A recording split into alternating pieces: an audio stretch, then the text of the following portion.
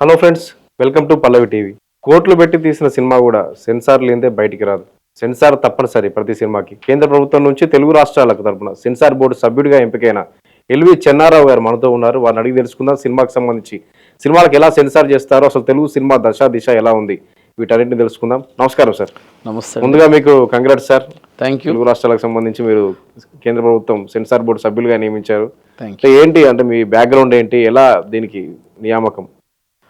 నేను వాస్తవంగా ఒక సంగీత విద్వాంసుని, ఓ కళాకారుణ్ణి, ఆర్టిస్ట్ని.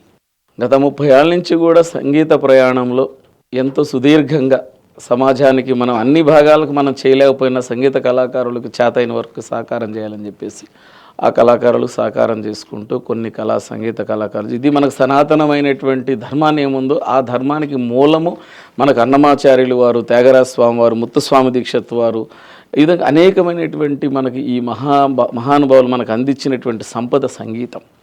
సామవేదాన్ని నుంచి వచ్చినటువంటి సంగీతాన్ని అన్నమాచార్యులు పదాల నుంచి, పురంధరదాస్ వారు ఇచ్చినటువంటి కృతుల నుంచి, త్యాగయ్య రచించినటువంటి కృతుల నుంచి ఇవన్నీ కూడా మనం మమేకం చేసుకుంటూ అపారమైన సంగీతాన్ని మనకు అందించారు. ఈ సంగీత పరంపరలో వస్తున్నటువంటి దారిలో మనం చేసిన సుదీర్ఘమైనటువంటి ఈ యొక్క దాంట్లో కేంద్ర ప్రభుత్వం గుర్తించి తగినటువంటి వ్యక్తులకి, నాలాంటి వ్యక్తులకి చాలామందికి కూడా ఇవ్వటం జరిగింది. అందులో భాగంగా నాకు ఇచ్చినందుకు నేను కూడా ఆ యొక్క ఈ సమాచార శాఖకు సంబంధించినటువంటి నేను నిర్మించడానికి ఏ శాఖ అయితే ఉందో ఆ శాఖ వారికి, ప్రభుత్వాలకి, కేంద్ర అందరికీ కూడా ధన్యవాదాలు తెలియజేస్తూ, నా పేరు ఎల్వి చెన్నారావుగా జాతీయ సంగీత కళాకారుల సంఘం అధ్యక్షులుగా ఇప్పటికి కూడా కొనసాగుతున్నాను.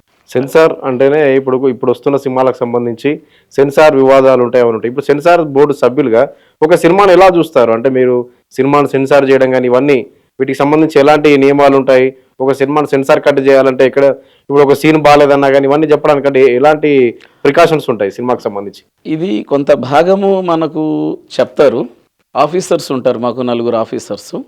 మా సభ్యులు అందరం కలిసి ఆఫీసర్లతోటి కూర్చొని వారు మాకు కొన్ని సూచనలు ముందుగానే మాకు తెలియపరుస్తారు. తదుపరి ఎలా అనేటువంటిది ఇక వాళ్ళు చెప్పినటువంటి సూచనల్ని మనం చూసేటువంటి నాటి నుంచి నేటి వరకు చూస్తున్న సినిమా రంగం ఏ విధంగా మార్పులు చేర్పులు ఉన్నాయనేటువంటిది, ఇప్పుడు ఉన్నటువంటి ప్రజెంట్ ఉన్నటువంటి పబ్లిక్ కావచ్చు, ఇప్పుడు జనరేషన్ కావచ్చు, ఇప్పుడు లోకపరంలో ఏమవుతుంది అనేటువంటి దాని మీద, స్మార్ట్ ఫోన్ కావచ్చు, వీటన్నిటి మీద కూడా చూసుకొని దానికి ఎక్కడ కూడా విభిన్నంగా జరగకుండా అయినంత వరకు అందరితో కలిసిమెలిసి ధర్మయోచనగా పోవాలి, సొసైటీకి ఎటువంటి ఇబ్బందులు కలిగే విధంగా పోకూడదని నేపథ్యంలో ఉండాలనేటువంటిది నా కోరిక. ఇప్పుడు జాతీయ కళాకారుల సంఘం అధ్యక్షులుగా ఈ కళాకారుల సంఘానికి సంబంధించి చేశారు. ఇప్పుడు తెలుగు సినిమాకు సంబంధించి అప్పటి నుంచి ఇప్పటి వరకు చూసుకుంటే మార్పు ఏం కనిపిస్తుంది? తెలుగు సినిమా దశ దిశ ఎలా రూపాంతరం చెందింది? మీరు 1930s నుంచి మొదలైతే ఇప్పటి వరకు. మంచి క్వశ్చన్ అడిగారు. తెలుగు సినిమా పితామహుడైనటువంటి రఘుపతి వెంకయ్య నాయుడు గారు తీసినటువంటి ఫస్ట్ మూగ చిత్రం కాడి నుంచి తీసుకుంటే, తర్వాత టాక్ సినిమా భక్త ప్రహ్లాద నుంచి 1931 నుంచి నేటి వరకు కూడా RRR వరకు, ఇప్పుడు ఈ మూవీలన్నీ కూడా పరంపరములో చూసుకున్నట్టయితే పబ్లిక్ జనరేషన్ ఏ విధంగా మార్పులు చెందుతుందో, సమాజం ఏ విధంగా మార్పులు చెందుతుందో సినిమాలో కూడా ఆ విధంగా మార్పులు చెందుతూ వచ్చాయి. గతంలో సినిమాలు చూసుకున్నట్టయితేనేమో బ్లాక్ అండ్ వైట్లో ఉన్న కాలంలో వేరు, వచ్చే కొంది తర్వాత కలర్ వచ్చింది, తర్వాత స్కోప్ వచ్చింది, దాని తర్వాత మనం 70mm వచ్చింది, ఇంకా అనేకమైనటువంటి మార్పులు చెందుతూ కొత్త రకాలుగా ప్రక్రియలు, అంటే మనిషి అన్వేషించే దాంట్లో అనేకమైనటువంటి విశ్లేషణమైనటువంటి అనాగరికత నుంచి నాగరికతకు వచ్చి, నాగరికత నుంచి కూడా చేతికి అందనటువంటి ఆలోచనలో, టెక్నాలజీలో ముందుకెళ్ళినటువంటి తరుణం. ఇటువంటి సినిమా రంగంలో అప్పటికి ఇప్పటికి చాలా వైవిధ్యం ఉంది, మార్పులు కూడా ఉన్నాయి. కానీ మార్పులు కూడా అవసరం. ఆనాడు నేను ఎలా ఉన్నానో ఈనాడంటే మనం ప్రజలు కూడా మనకి ప్రేక్షకులు దేవుళ్ళు, సినిమాలకి ప్రేక్షకులు కూడా మెప్పించాలి కదా.